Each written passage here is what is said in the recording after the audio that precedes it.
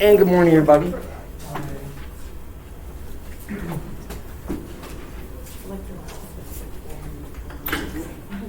So, let's see. Exams are graded, and folks can do pretty well. I'll be posting that this afternoon. I got all busy last week and got behind, and so, yeah. But anyway, I'm also going to put together and finally get out this transcription translation homework, and I'll let you look at it, and then probably we'll go over it a bit on Friday, video or in person, and see how that goes. And we've been covering some basics of molecular genetics. In lab this week, we are doing transformations where we're putting the plasma that we isolated last week back into bacteria. And I have to admit, got into a rush and didn't look at my plates before I came downstairs, so I'm going to go look at it right after class. You were there yesterday? Yes, right. Nobody else? Oh, no, Morgan, you were there too. All these masked faces. Who is there? But it's an interesting little lab. And let's see. So what we're doing now is actually moving out of some of the basic of molecular biology into cell biology. And we've been talking, about gene expression and transcription translation, and we'll link that into pretty much everything we talk about for a while. We're going to start getting into some basics of cell biology, and the kind of the way we do now is we're going to just take individual compartments and systems apart in the cell and begin looking at them.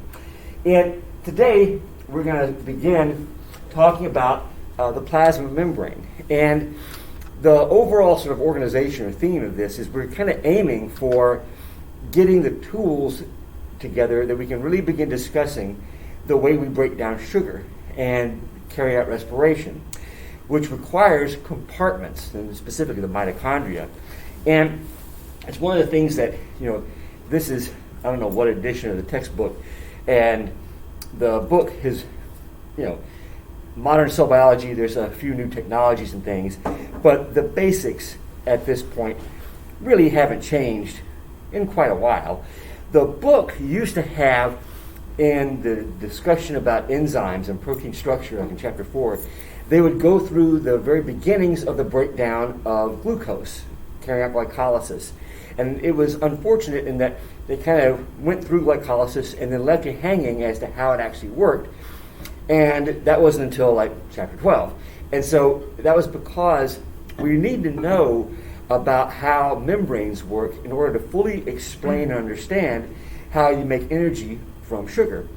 And we'll get into that in terms of the way the mitochondria works.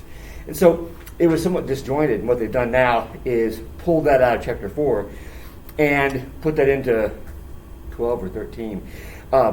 Essentially establishing the way membranes work, membrane compartments work, and then fitting into that the way we can make actual energy from sugar, and you'll see how membranes are a critical part of that.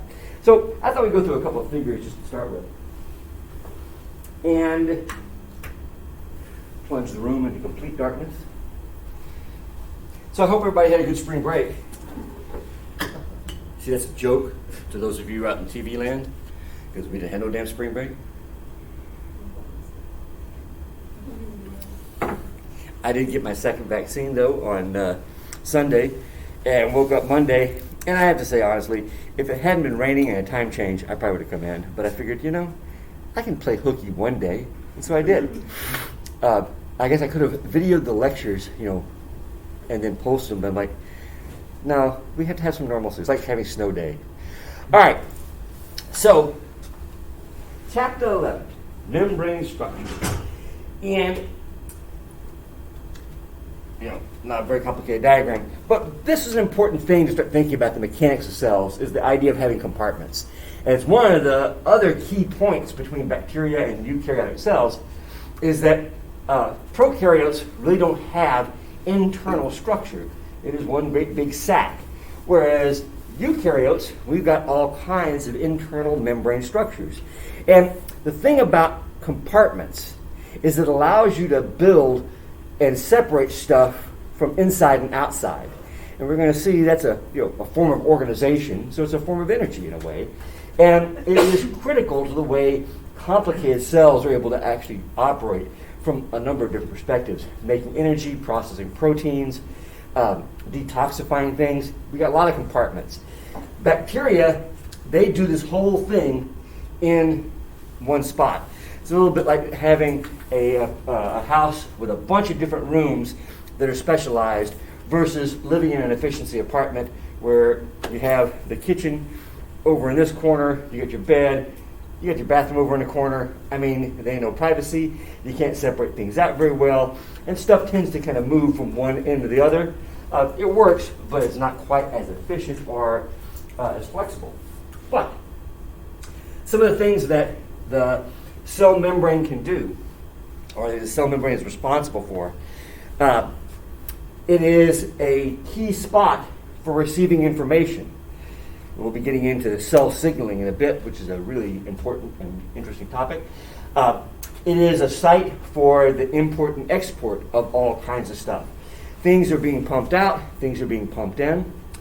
And there's also the capacity in some cells for movement and expansion, amoeboid-like movement. So the plasma membrane has to be flexible. It has to have the ability to receive this kind of information. It also has to have the ability to carry out these kinds of vesicular transport systems. So we've already talked a little bit about some of the things that make up the plasma membrane. Just as a generalized schematic of the different compartments we're talking about in a eukaryotic cell, we've got, of course, the nucleus, where the DNA is and the genome is. And then there is the endoplasmic reticulum, or the ER. There are stacks of membranes that are known as the Golgi apparatus. In plants, they're known as dictyosomes. It's the same thing. And why Mr. Golgi didn't get the name of the plant membranes, I don't know. There are a whole range of different vesicles that are moving things around. We have lysosomes and peroxisomes, places that are essentially the trash can for the cell. You can put different kinds of materials in there. They can be broken down, they can be dumped out, they can be detoxified. And then, of course, we have organelles that are more complicated, like the mitochondria and the chloroplast. So these are all membrane-bound different systems. And then there are a lot of different models about how the membrane works. We're actually going to get to some diagrams here in just a moment. But this is what we now know and, hypothetically support really, really well. The lipid bilayer model, in that we've got the phospholipids, where the phosphate sugar head is facing out, the tails are facing in, and then there are protein molecules that are embedded in this guy.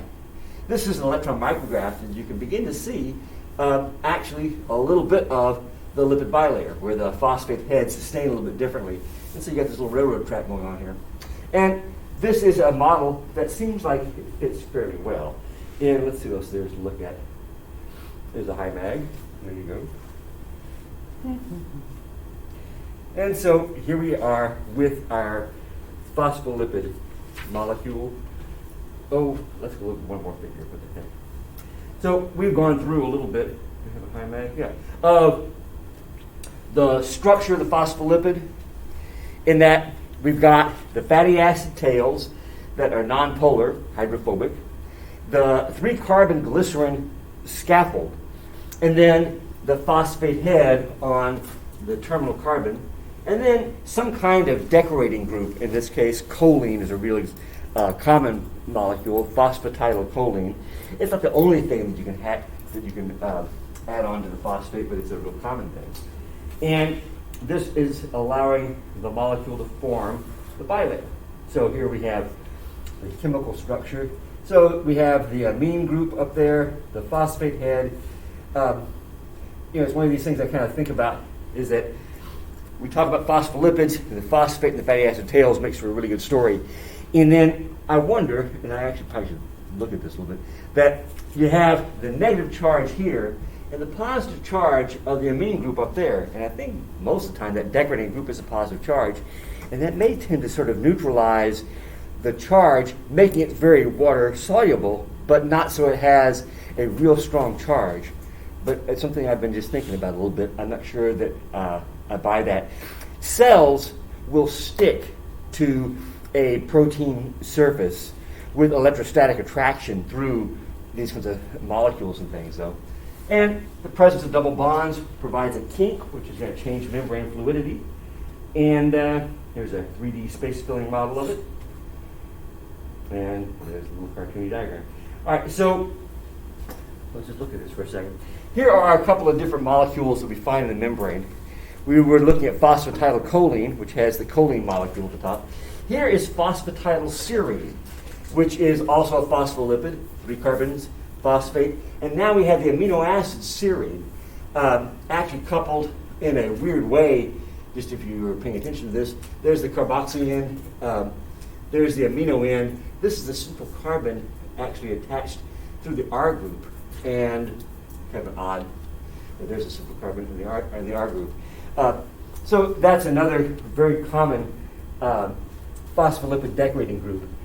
Other kinds of molecules that are found in the membrane in animal cells, we have cholesterol, which is a fairly complicated little structure. It's got a little hydrophilic head and a mostly fatty, non-hydrophobic tail. In the brain, there are specialized membranes known as galactocerebrosides, and this is thought of as a glycolipid, not as a phospholipid. There's no phosphate there. Instead, we've got the 3 carbons. We've got some different fatty acids. Actually, here's an amine on that one, and then a sugar. The main theme is, though, they're amphipathic molecules. And yeah, this is a good place to stop here. Go back to the board. So let's think a little bit about how some of these different experiments were carried out and the evolution of the model. So primitive biochemists back in, probably the early part of the 20th century, began looking at the cell components of the phospholipid and trying to figure out, okay, what's going on here? What is this material? How's it working? And one of the experiments that was done, a great place you can get a lot of phospholipid, a lot of membrane, is to tap a blood vessel and get some blood. And you can then take the red blood cells and gently lyse them, either like a hypotonic solution, put it into pure water, they swell up and they pop. And a couple of different experiments were carried out that give us some pretty good understanding of what's going on here. First off, when you look at the surface area of the red blood cell and then extract the phospholipid and essentially lay it out on a little drop of acetone, something that's got some polar, nonpolar interaction going on, one of the first things that we see is that for a given cell, and there's our cell, if we remove the phospholipid and spread it out, you have 2x the surface area. And a way of resolving this is to recognize that it's some kind of bilayer. Okay. Now, when you begin to look at phospholipids, I would imagine fairly quickly you start to recognize that it is an amphipathic molecule. You can make mayonnaise from it. And so the idea of then, all right, fairly quickly we can begin to think about it set up like this. I mean, part of this comes about from the fact that, from a naive perspective, that red blood cell is pretty happy floating about in serum or water. So the outside surface is probably the polar surface, And then a question might be, well, what's the cytoplasm? Is the cytoplasm going to be a real nonpolar kind of fatty mix, in which case a single layer might work, and you'd have the fatty acid tails interacting with the cytoplasm. Well, you lyse the cells open and you start looking at the material and you begin to realize, okay, the cytoplasm is aqueous as well, got a lot of ions in it. It's a fairly charged material. So having just the fatty acid tails hanging there is not going to work. A bilayer makes best sense. And then we have the polar heads facing to the outer environment, the serum, and the inner environment, the cytoplasm. All right. Now, the next thing that's known is that when you do sort of biochemistry of the components, there is a fair amount of sugars in this mix. And so another sort of layer to this, and just as a little note, what we're getting at is incorrect, but it's kind of the way people began thinking about the structure of the cell membrane. We got the phospholipid bilayer, like so, and maybe there is some kind of sugar candy coating. I mean, that makes sense because we know there's a lot of sugar, carbohydrate here, and in fact, why don't we go ahead, knowing that ions can go back and forth across the membrane because we can observe that, let's make a sort of a candy-coated channel here. That makes sense. Why not? And so we've got this makeup that seems to work fairly well of the candy coating. And in bacteria, it's not really all that far apart. The bacteria plasma membrane is in fact covered with a glycolipid and lipopolysaccharide, a variety of different kinds of structures. If you recall back with our discussion of Avery's experiment with the smooth versus rough bacteria, the smooth bacteria were the guys that gave the mice pneumonia, and that's because that candy coating actually acts as an exotoxin. Well, all right, so this is a model. It doesn't really fit very well, though, because there are some other parts that we have to kind of fit into this. Things like, we got proteins here, too. You can do a protein assay and identify proteins in the plasma membrane. So the next revision of this model is to recognize these proteins are in fact glycoproteins, in that they've got sugars linked to them. And we'll be getting into protein processing and looking at some of the sugars coming off of it. But I will just tell you that pretty much all of the proteins that are found in the membrane are highly glycosylated. And the sugars do everything from acting as a charge system to protein-protein interactions to glycoprotein or sugar extracellular matrix interactions. Glycoproteins are the shiz. They do a lot of work, and pretty much all of the cell surface proteins are glycoproteins. So we have then a new model that is a bit more accurate and pretty much has stood the test of time since, the 60s, 70s or so. And that's what's known as the fluid mosaic membrane model. And it would predict that we have the phospholipid bilayer floating about, and then within this, we're going to have proteins that are embedded in the membrane. And here we're going to draw another phospholipid there. And then there are sugar molecules coming out. And we have a couple of different kinds of proteins. We have proteins that are integral, that is, they actually are diving deep into the lipid bilayer portion. We have some proteins that are peripheral, with sugars coming off. And we've got some membrane proteins that are, in fact, transmembrane proteins. They go all the way through. So, just as a little note, we have peripheral are integral, and within integral protein subset, we have some that go all the way through that are transmembrane. Now, once you began sequencing either amino acids or sequencing the genome and identifying the amino acid sequence, it becomes pretty clear when you can identify proteins. One of the things you can do is something called a hydropathy plot, where you take a little, when you do this computationally, but you take a little window of like 5 amino acids and you scan across the amino acid sequence and you score it for how hydrophobic the R groups are. And it turns out that they're not scattered randomly. Oh no, that you have a spot that is going to be phenomenally hydrophobic. And then you'll have spots like ends of the protein that are extremely hydrophilic. And this makes pretty good sense, that the hydrophobic patches are interacting with the hydrophobic bilayer portion, and that's how they fit in. Now, experimentally, we can also begin to identify these proteins in a couple of different ways. Not always, but it's a good sort of model.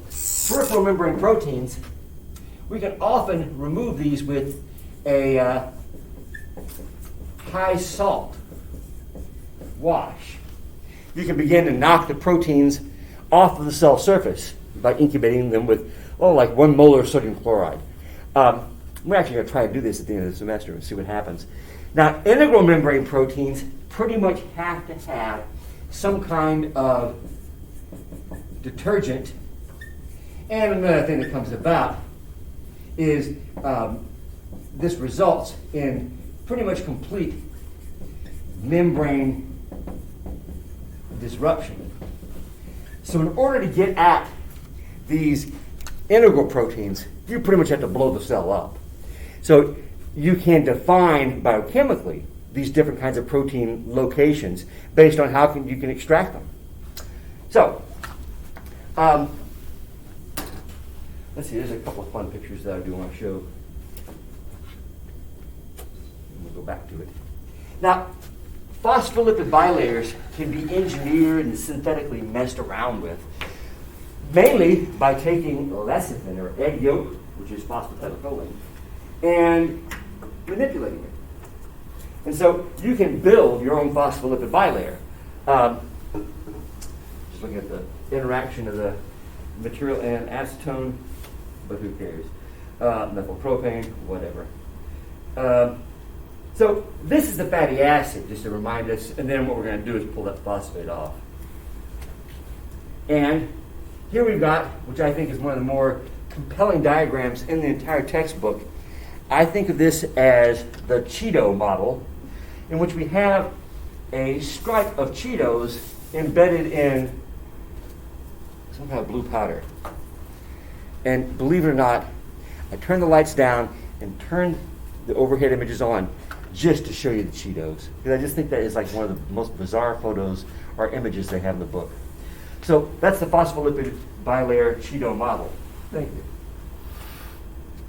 And so this is how we know the cells are organized. The cytoplasm is fairly watery, the external environment is fairly watery, and we have our Cheetos. Is that candy coating? Is that the actual glycoproteins, or is that something different?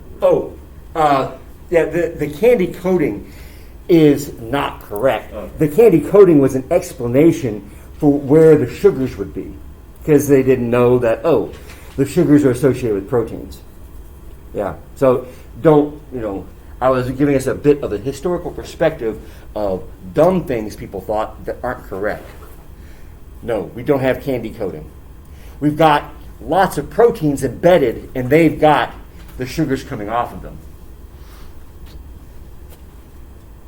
Thanks for that clarification. All right, so we can do things with membranes like synthetically produce them and actually find that they tend to form an energetically favorable sealed blob. So this is how, if you were to take phospholipid and sort of lay it out on water, it tends to form this sphere. And so you can do actually synthetic phospholipid bilayers by taking egg yolk, sort of whisking it up, making it into a solution that you then lay on top of water with a bit of a salt concentration. And you can do a couple of different things depending on how the concentration is. You can make micelles, which we talked a little bit about, in which you got actually, the picture here? No. All right. A micelle is where you have the phospholipid arranged so that the phosphate heads are sticking out in the water and the fatty acid tails are all just having a little fat party glob. That's a micelle. It's not a bilayer. And then as you increase the concentration of phospholipid and start adding a little bit of salt, you can actually begin to build a compartmentalized bilayer sphere. And so you can actually, one of the things you can do is take phospholipid, dissolve it in chloroform, and shell it out on a glass, like some kind of, a glass tube. And then add a protein solution in saline, cap it and shake it. And you can actually begin to build a phospholipid membrane-bound solution that actually is like a drug delivery system. There is, in fact, with the RNA viruses, both Pfizer and Moderna have a phospholipid particle or some kind of nanolipid particle that is quite commercially secretive, that they actually are wrapping the RNA up in to allow it to be taken up a little bit more effectively. You don't have to do that, but I imagine it's probably more stable. Anyway, it is a thing that companies do.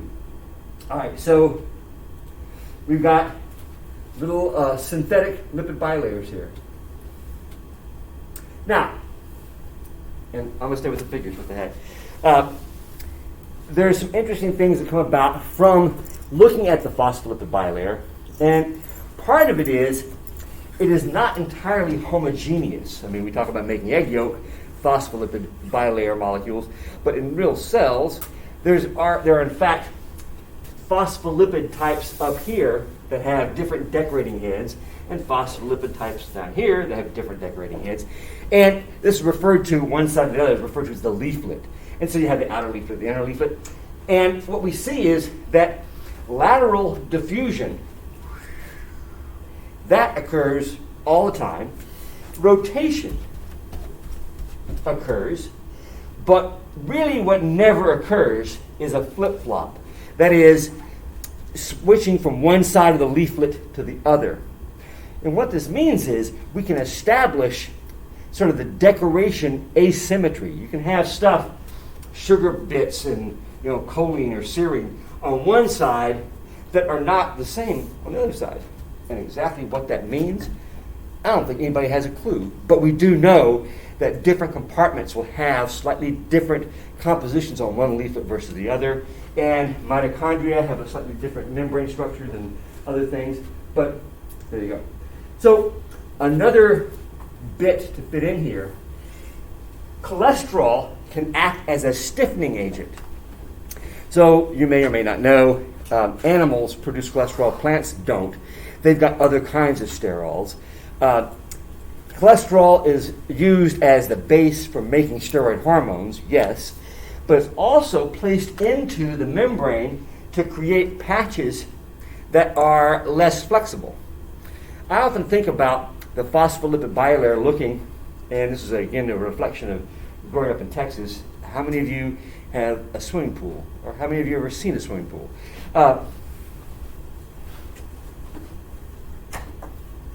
And just for the record, no one raises their hands. One of the things you can do is, like in cold weather, or if it's getting cool, you can put these foam balls on top of your swimming pool and just fill your swimming pool with them. And you can imagine that you got these foam balls sitting on top of the pool. You kind of kick on one side, and that causes waves to occur. And you can imagine now taking one of these foam balls and spray painting it red, and the rest of them are white. Throw that in there, and watching it. And as you wave it, that phospholipid can begin to diffuse around. And that's part of what's happening with this lateral diffusion. Another fallout from this is, as we're going to start seeing there are regions of membrane in which you've got a couple of different proteins that have to be kind of next to each other. And so you can't have this protein start to drift around and head over there when you need to be right next to me, because I'm going to like bind a hormone, and then I'm going to hit you in the shoulder and say, yo, I just bound the hormone. And so we end up with these islands of stiffened and attached membrane. So the notion of the fluid mosaic model, it's fluid, but it ain't always fluid, and different parts can be more fluid than others. Fluid is as fluid does. So we've got spots that are a good bit more contained, and then other spots that are significantly less contained. And more Cheetos. So, and it just turns out this specific topic lends itself to PowerPoints, and I'll post the PowerPoints if you didn't get the book. You should have the book, but regardless.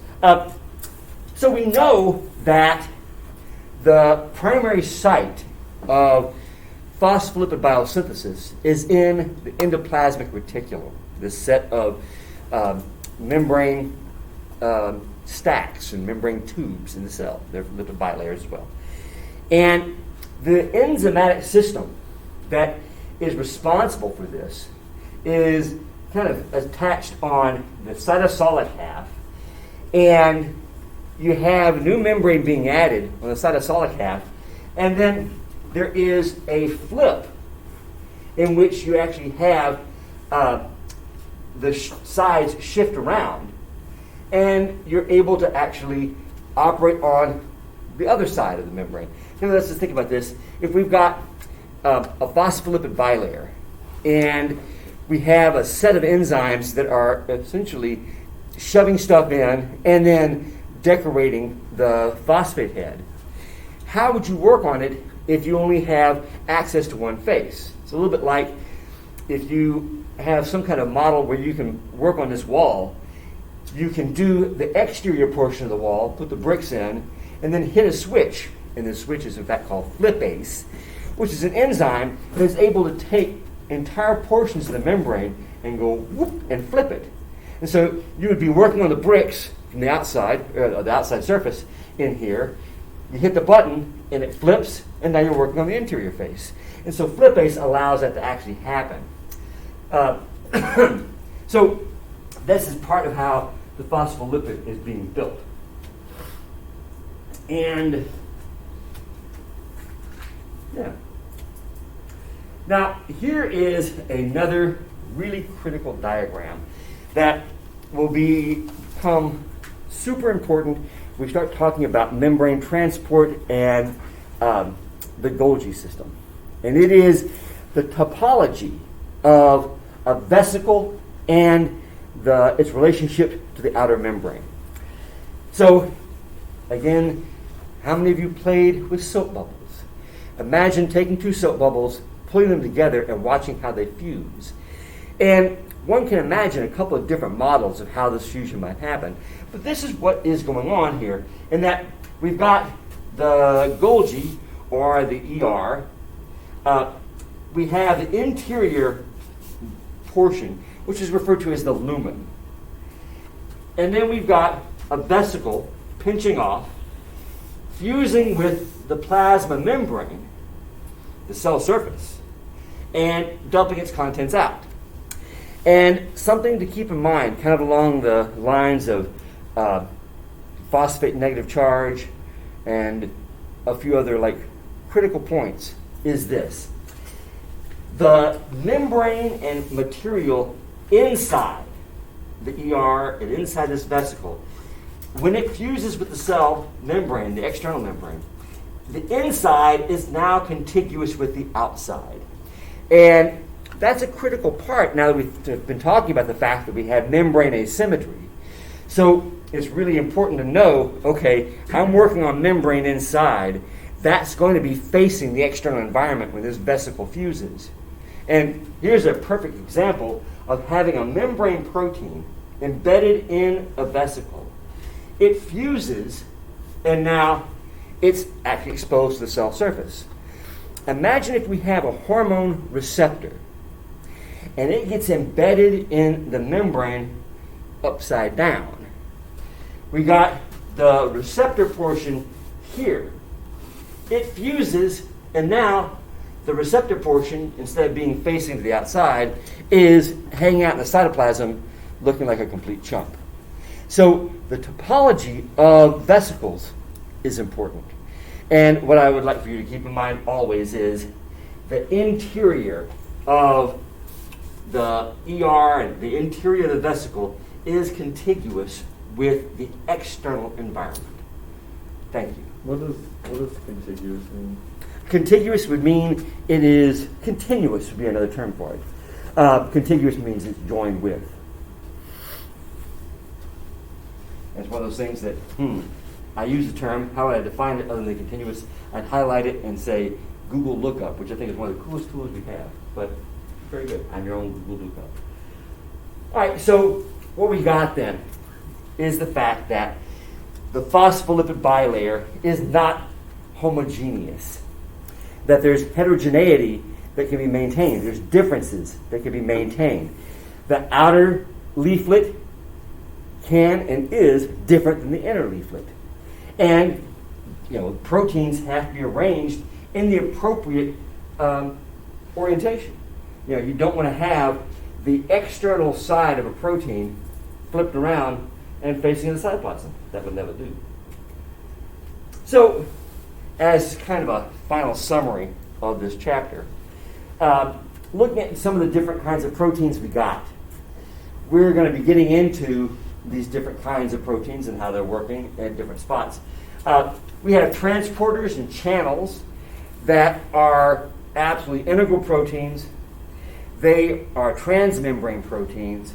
They've got essentially a hole that allows ions and different molecules, sugars, to go through. And they actually have a sort of a standard structure to them. Many of them are what are referred to as 7 membrane paths proteins. And if you think about this, you got a protein that is like zigzagging 7 times back and forth across the membrane to form a tube. We got proteins, membrane proteins that are serving as anchors, either binding to stuff in the extracellular space or attached to stuff inside the cell. And like with this guy, what it means is you can have a cell that can land on a surface and attach to the surface and then actually transmit that attachment point to the cytoplasm inside. One of the ideas we start to get here is the cell is not just a water balloon filled with proteins. The cell actually has got a lot of structure that is going from the outside all the way to the inside. A little bit like a geodesic dome tent or something.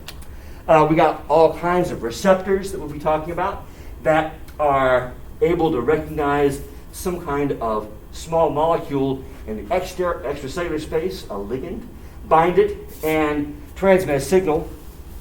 And this is a perfect example of why it's important that you make sure your proteins are embedded in the membrane in the correct orientation. You would look like quite a chump if you've got the hormone binding spot in the cytoplasm and the signaling spot sticking out to the outside world. Everybody would point and laugh. And then there are also a range of different enzymes that are membrane bound as well. So, just as a list, transporters, an example would be the sodium-potassium ATPase. We'll be getting into that in a bit. Ion channels, the potassium leach channel. This is actually involved in the nervous system transmission. We got anchors and things, integrins. My PhD was actually looking at integrin-like molecules. I'm keen on those. These are part of what is linking the extracellular to the intracellular. Receptors, platelet-derived growth factor. Sure, lots of different receptors. Bind hormones and things. And then a whole set of enzymes. In this case, adenylyl cyclase is a critical enzyme. It's actually bound transmembrane, but it is its active site, its business end, is cytoplasmic. There you go. And we'll be discussing those as well. So, just examples of different kind of protein structures, and we'll be doing a little bit of looking at this. very often a protein that is transmembrane will have an alpha helix where it'll be swirling in, and you'll have non-polar R groups sticking out and polar R groups facing in. And so you get this kind of thing. They can be lipid anchored, or they can be multipass, and here's a 7-membrane multipass guy. They can be associated with one side, either embedded in, or they can have just a little lipid anchor. And then you also have a whole range of proteins that can attach to the other membrane proteins. There's a wide variety of ways we can interact with the plasma membrane. And yeah, so it's diagramming one of those ways you can take a protein and begin embedding it into the phospholipid. And this is sort of the diagram we think of when we're talking about a multi-pass protein and how it creates a pore. And so we will be invoking these kinds of structures a lot in the next section. We start talking about uptake and ion transport and stuff. So you have this pore that is aqueous, or essentially got a charge to it, that allows stuff to move through, and it's embedded in the phospholipid bilayer.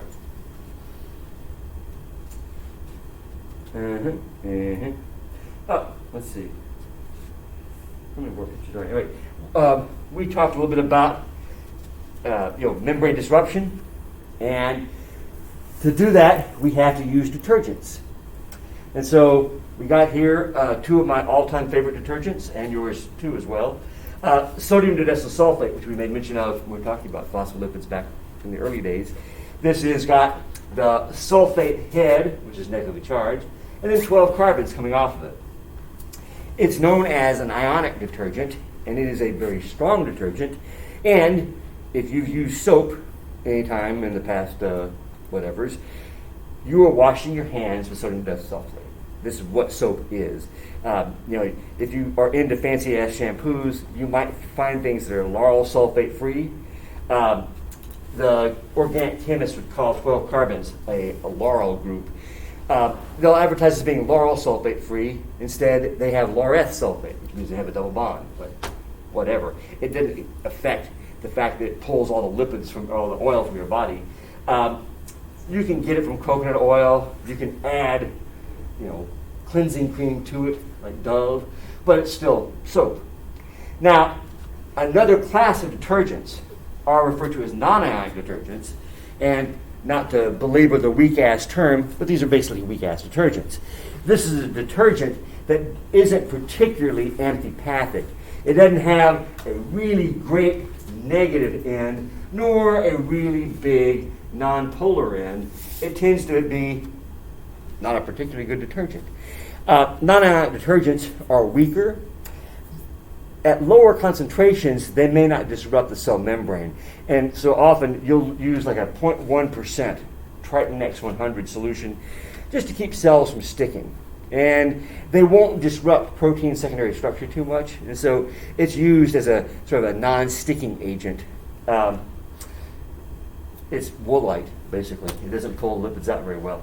And so we've got ionic detergents, non-ionic detergents, and then we will invoke a few other big dogs when we start pulling stuff apart from cells later in the semester. So this is what we are thinking about is happening when we have cells treated with detergent. So the intact membrane protein is all happy. You add a little bit of detergent to it. That pulls the phospholipid bilayer out. And the spot on the protein that was actually in the membrane is now bound with the detergent such that it's now water soluble. So detergents are, in fact, a critical part of extracting stuff from cells. And I'm sure this is critical, but I don't care. These are red blood cells. And red blood cells, as I said, have been a great source of membrane. And you'll notice red blood cells have this typical sort of frisbee or dished-in shape to them. That dished-in shape happens because we've got plasma membrane cytoplasmic connections like this. And this is actually a sort of classic picture from the 70s, in which this guy, Eli Lazarides, is his name, not that anybody cares, did a very careful extraction of proteins from red blood cells and began to look at the proteins that are associated with the membrane. One of the things you can do as a cell biology type is you can take red blood cells, very carefully lyse them by putting them in pure water, pop them open, and no detergent or anything. And so the cytoplasmic guts you wash out, and then using a very high-speed centrifuge, in fact, faster than anything we got in the building, you can spin down the membrane. And what Lazaridis did was pop them open, spun the membrane down, washed it a few times, and then solubilized everything that was left and looked at it on a SDS protein gel, one of these gels you can look at the different proteins. And he began to identify all the different proteins in the plasma membrane associated fraction. And he came up with very creative named proteins, like band 3 is one of them. It's the third band on the gel. That's a very useful name. Thank you, sir. We now know there are a whole set of cytoskeletal proteins, which we'll be getting into later in the semester, that are attached, to the cell membrane. And what we got here is the inside of the cell is not just this, flat plasma membrane. It's actually got all these rope-like materials that are providing membrane structure. I think it's pretty cool. All right. Lastly, an experiment that demonstrates the fluid mosaic nature of cells is something that is an experiment you can do in a couple of different ways. In this case, we take two different cells. They did the initial experiments with a mouse cell and a human cell, but you could just do two cells. And you label one cell up with a fluorescent tag that's red, and it's a polar material or a nonpolar material that kind of embeds itself into the membrane. And then another cell labeled that is green, and you have to use a little bit of ethylene glycol, antifreeze, which will cause the cells to actually fuse. And you can carry out cell fusion and then wait a bit. And what you can see is that over time, the phospholipid membranes begin to sort of mix about. And it pretty much is just a temperature-related phenomenon. If you chill it, it goes really slow. If you raise the temperature up, it just goes along with the increased temperature, it goes faster. That's really enough there. We have little diagrams of things that cells are doing, and we'll be talking about these things later. I'm not sure what this picture is supposed to show us.